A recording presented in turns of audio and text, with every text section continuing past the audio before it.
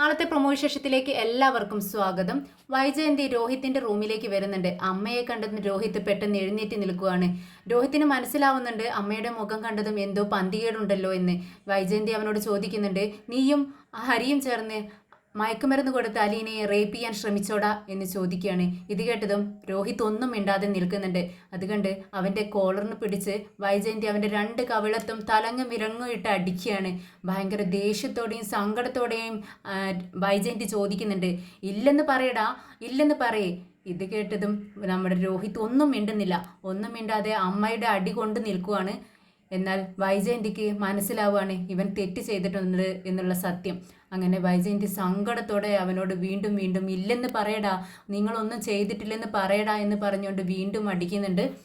എന്നാൽ അവനൊന്നും പ്രതികരിക്കാത്തത് കൊണ്ട് തന്നെ വൈജയന്തിക്ക് മനസ്സിലാവുകയാണ് മകൻ തെറ്റ് ചെയ്തു എന്ന്. അങ്ങനെ ഹാളിൽ പോയി ഇരിക്കുകയാണ്. തളർന്നു പോയിട്ട് കസേരയിൽ ഇരിക്കുന്നുണ്ട്. ഇത് പറ്റി മാഡം എന്ന് വെച്ച് അലീന അങ്ങോട്ടേക്ക് വരുന്നുണ്ട്. ഉടനെ വൈജയന്തി പറയുന്നുണ്ട്, മുതിർന്ന ആൺകുട്ടികളുള്ള സ്ഥലത്ത് നിന്നെപ്പോലെ ഒരു പെൺകുട്ടിയെ ജോലിക്ക് നിർത്താൻ പറ്റത്തില്ലെന്ന് ഞാൻ അന്നേ പറഞ്ഞതാ. നീ എന്ന് ഈ വീട്ടിൽ കയറി വന്നോ അന്ന് മുതൽ ഈ വീട്ടിൽ പ്രശ്നങ്ങൾ തുടങ്ങിയത്.